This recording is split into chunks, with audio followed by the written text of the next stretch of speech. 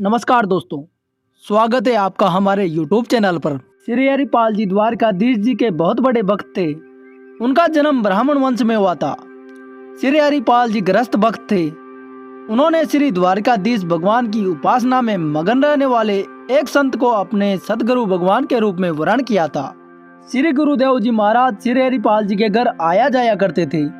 एक दिन श्री हरिपाल जी ने गुरुदेव जी से जिज्ञासा प्रकट की, भगवान, इस संसार में घर द्वार में हम फंसे पड़े हैं। घर गृहस्थी के जंजाल से मुक्त होकर भगवान के चरणामृत को प्राप्त करना अत्यंत कठिन है।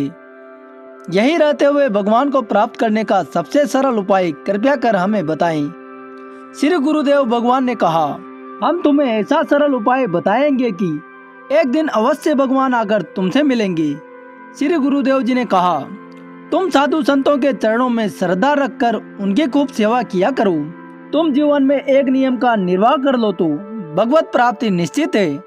सतत नाम जाप करते हुए रोज किसी न किसी संत को श्रद्धा से भोजन कराया करो।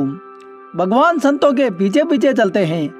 भगवान अपने भक्तों के समीप छाया की तरह चलते हैं और गुप्त रूप से श्री सुदर्शन जी भक्तों की रक्षा करते रहते हैं। संतों को रिझा लोगे तो भगवान खुद भी रिझ जाएंगे। हरिपाल जी ने कहा, गुरुदेव, हम रोज संतों को कहाँ ढूंढने जाएंगे? गुरुदेव जी ने कहा, चिंता नहीं करो, तुम्हारे द्वार पर भगवान की कृपा से स्वयं संत आ जाएंगे। उस दिन से श्री हरिपाल जी संतों की सेवा करने लगे। साधु संतों से उनका बड़ा प्रेम हो गया। पहले श्री हरिपाल जी के पास बहुत धन हुआ करता था। संतों की बहुत सेवा करते थे। जो भी संत उनके घर आते वह प्रसन्न होकर ही लौटते थे।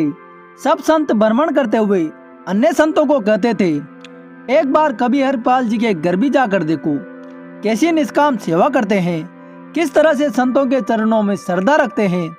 अब तो बहुत से संत आने लगे। धीरे धीरे हरिपाल जी के घर संतों का आना जाना बढ़ गया। अब तो इतने संत आते कि घर से बाहर जाने तक का समय हरिपाल जी को नहीं मिलता। बाहर जाना बंद हो गया, अतः धन कमाने नहीं जा सकते थे। धीरे धीरे जितना भी धन था वह संतों की सेवा में लुटा दिया। जब घर में कुछ भी नहीं रहा तब बाजार से कर्ज ले लेकर साधुओं की सेवा करने लगे। उन्होंने कई हजार रुपयों की सामग्री साधुओं को खिला दिया। हरिपाल जी की संत सेवा के बारे में सर्वत्र चर्चा थी। अतः हर दुकान वाला उन्हें कर्ज देता था। लगभग हर दुकान से हरिपाल जी ने कर्ज ले लिया था, परंतु कर्ज बहुत अधिक बढ़ गया तो कोई कर्ज देने को तैयार नहीं था।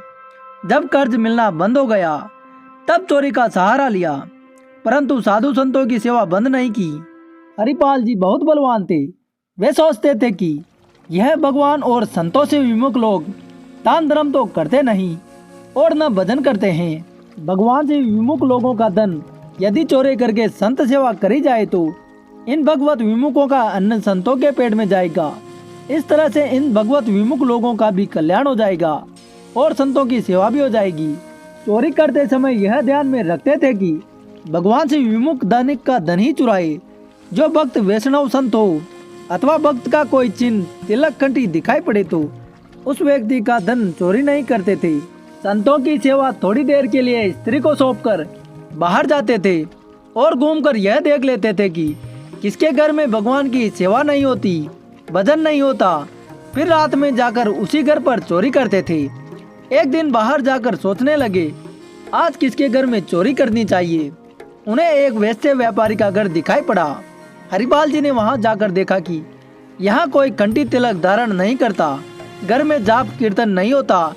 हरिपाल जी ने सोचा, आज रात में इसी के घर चोरी करेंगे।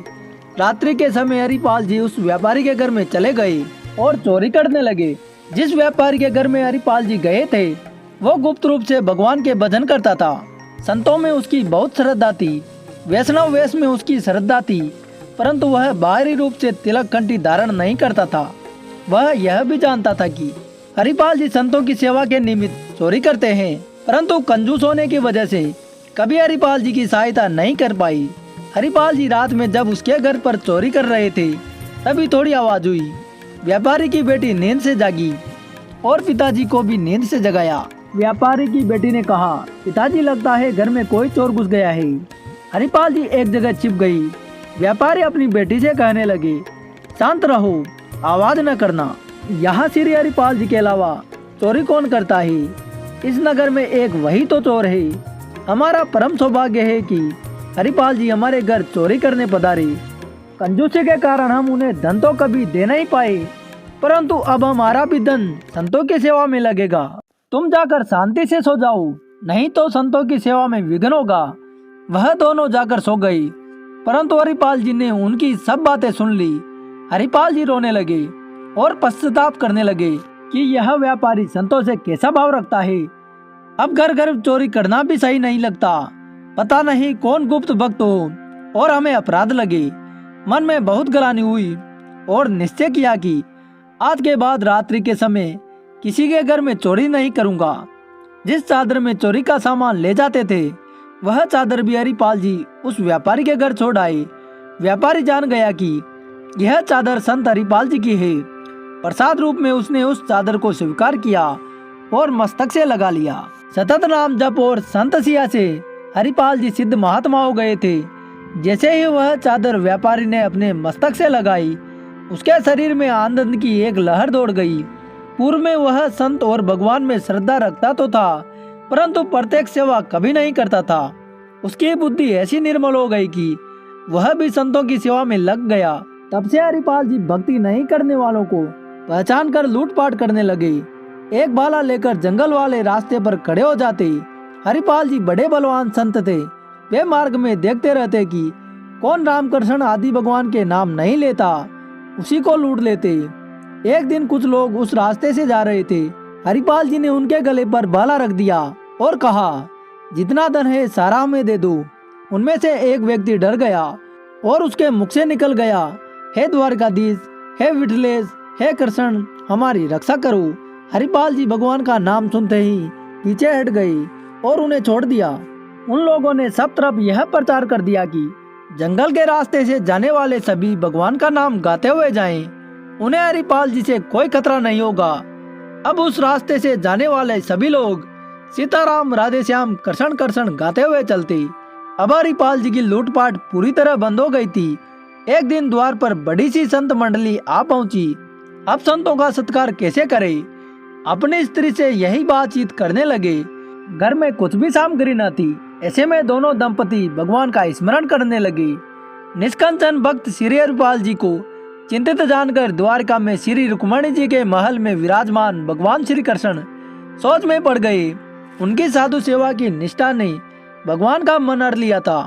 अतः भगवान ने मूल्यवान वस्त्र आभूषण धारण करके सेठ का रूप बनाया और चलने लगे। श्री रुक्मणी जी ने पूछा, प्रभु सेठ बनकर आज कहाँ जा रहे हो? इतने सारे आभूषण पहनकर तो आप कहीं नहीं जाते। प्रभु बोले, हमारा एक प्रेमी भक्त है, उसी के पास जा रहा हूँ। रुक्मणी जी ने सोचने लगे कि ऐसा कौन सा भक्त है जिनके यहाँ इतने सज-धज कर जा रहे हैं। रुक्मणी जी ने कहा, मैं भी साथ चलूं क्या? भगवान ने कहा, आओ चले, परंतु श्रृंगार में कोई कमी न करना।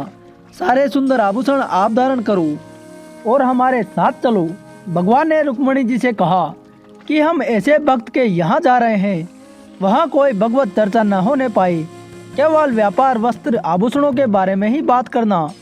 रुक्मणी जी सोचने लगी कि ऐसा कौन सा भक्त है जो भगवान की चर्चा से चिढ़ता हो।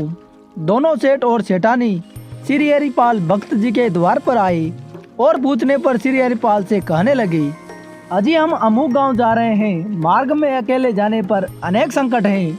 यदि हमें कोई पहुंचा दे तो हम उसे मजदूर के रुपए दे देंगे। भक्त हरिपाल जी ने कहा कि संत लोग द्वार पर रुके हुए हैं, मजदूरी के रुपए पहले दे दो। सेठ ने रुपए दे दिए। उन रुपयों को लेकर उन्होंने अपनी स्त्री को रुपए देकर कहा कि इन रुपयों से संतों को बाल भोग कराओ, मैं इन्हें पहुंचाकर अभी आता हूँ। जंगल में जाकर सेठ के पास बहुत सा धन देखकर श्री हरिपाल जी मन ही मन अति प्रसन्न हुए। श्री हरिपाल जी ने ध्यान देकर देखा कि उनके गले में माला और मस्तक में तिलक नहीं है।